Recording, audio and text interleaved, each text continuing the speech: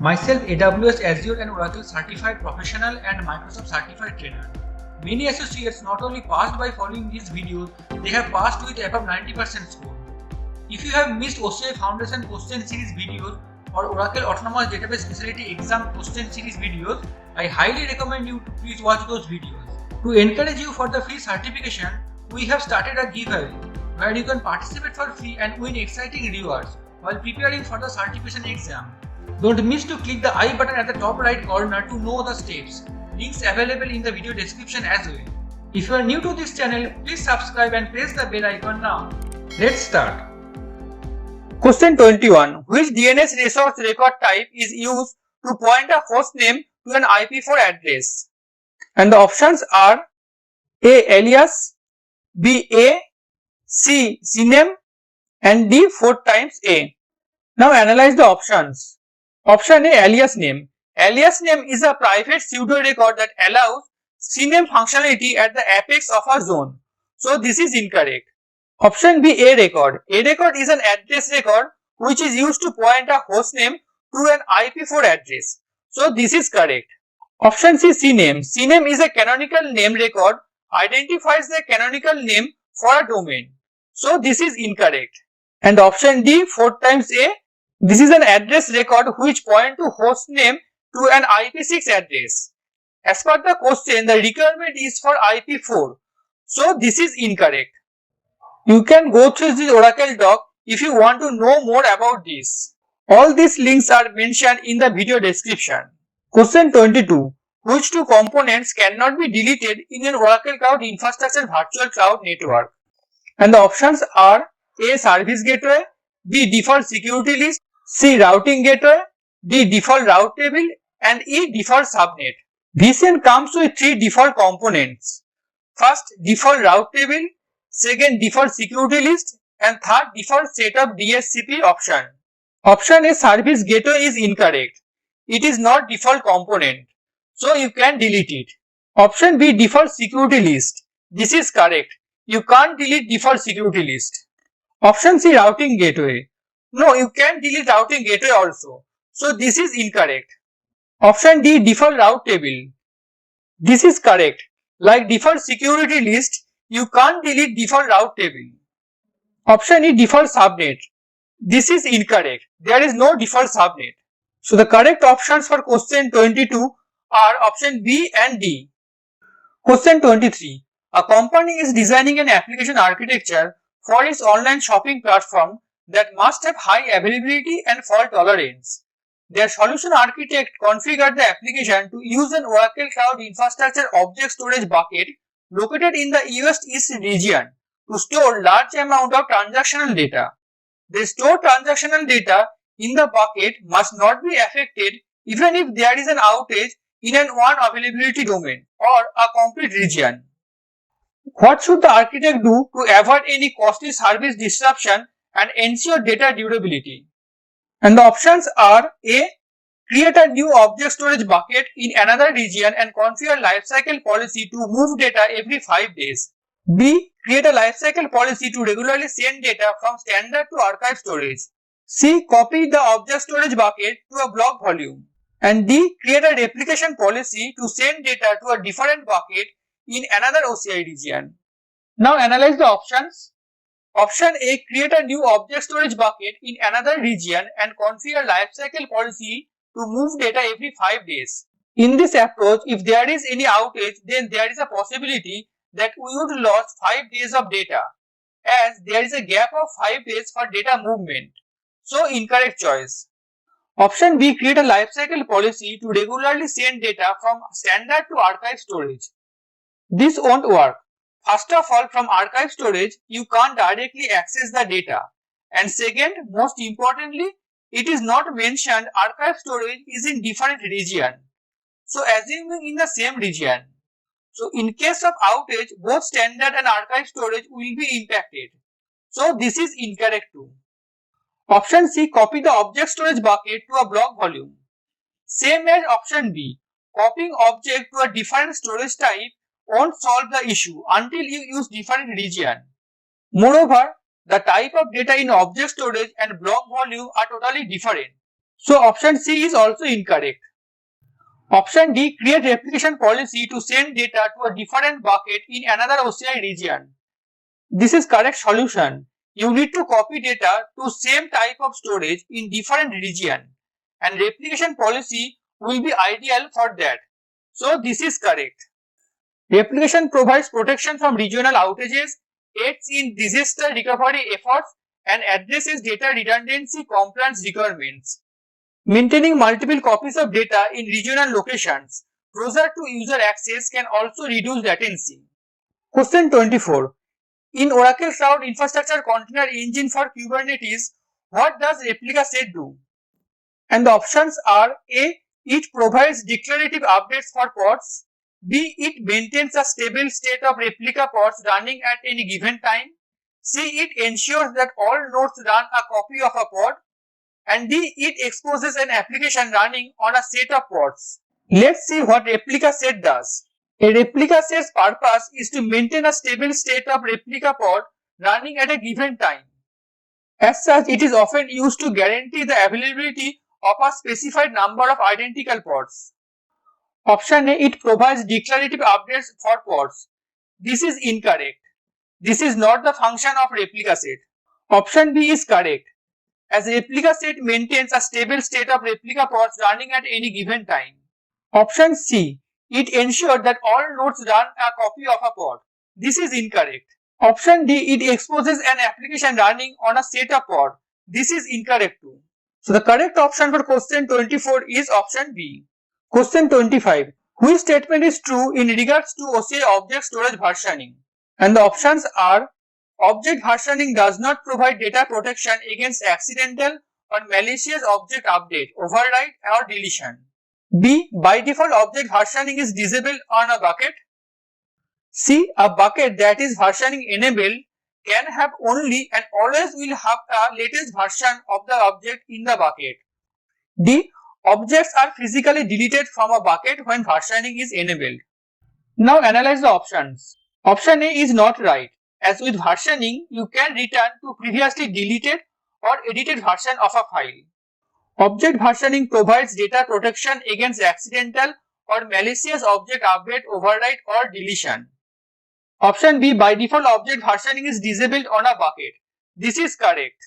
By default object versioning is disabled on a bucket, and if you enable it, you cannot disable it. You can only suspend. Option C, a bucket that is versioning enabled can have only and always will have a latest version of the object in the bucket. This is not correct. It will have all the versions of the objects. Option D, objects are physically deleted from a bucket when versioning is enabled. No, it's not physically deleted, and that is why you can bring back the older version if needed. So this is incorrect. So the correct option for question 25 is option B. Question 26. Which two methods are supported for migrating your on-premises Oracle database to an Oracle Autonomous Transaction Processing database in Oracle Cloud Infrastructure? And the options are: A. Load text files into ATP using SQL Developer. B. Use RMAN duplicate. C. Use Oracle Data Pump. D. Transfer the physical database files and recreate the database. And E. Use database backup and restore.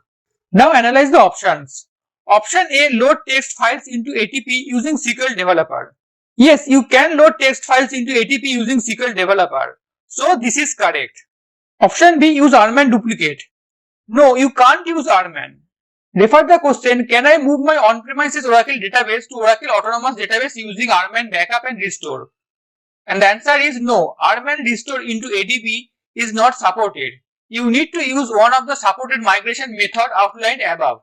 Option C, use Oracle Data Pump. Yes, you can use Oracle Data Pump. Refer the question, can I import an existing Oracle database schema into Oracle Autonomous Database? And the answer is yes, you can use Data Pump to export the source schema, move the pump files to the object store, and use Data Pump to import and load them into ADB database. Option D, transfer the physical database files and recreate the database. No, this is incorrect. Option E, use database backup and restore. In the current release, you cannot use physical migration methods like backup restore, data guard, database clones, and transferable table spaces to move your existing database to ADB. So this is also incorrect. So the correct options for question 26 are option A and C.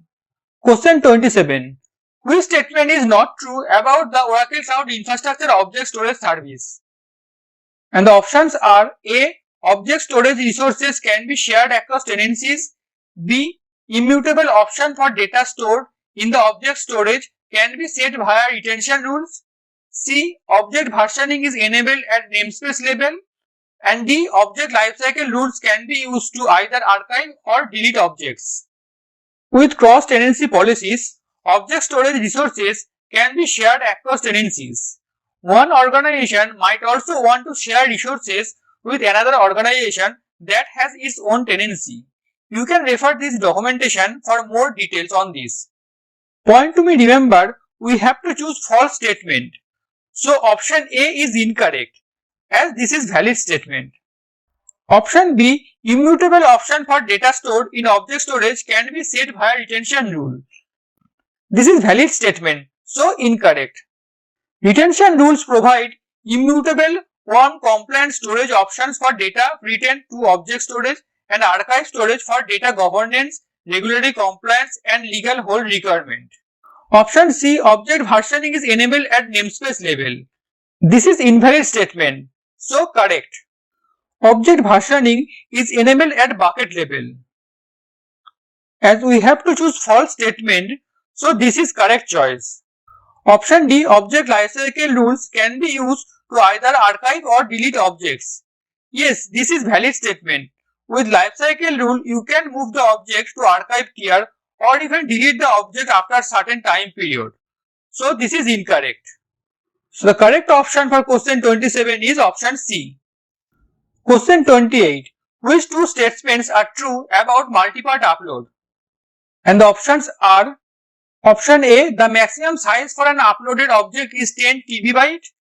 B, you do not have to commit the upload after you have uploaded all the object parts. C, individual objects parts can be as small as 10 MB or as large as 50 GB. D, while a multipart upload is still active, you cannot add parts even if the total number of parts is less than 10,000. The maximum size for an uploaded object is 10 TB. Object parts must be no larger than 50 GB. Option A, the maximum size for an uploaded object is 10 TB. This is exactly what we have shown in OCI doc. So this is correct. Option B, we do not have to commit the upload after you have uploaded all the object parts. No, this is incorrect. When you have uploaded all the object parts, commit the upload. So option B is not true, hence incorrect.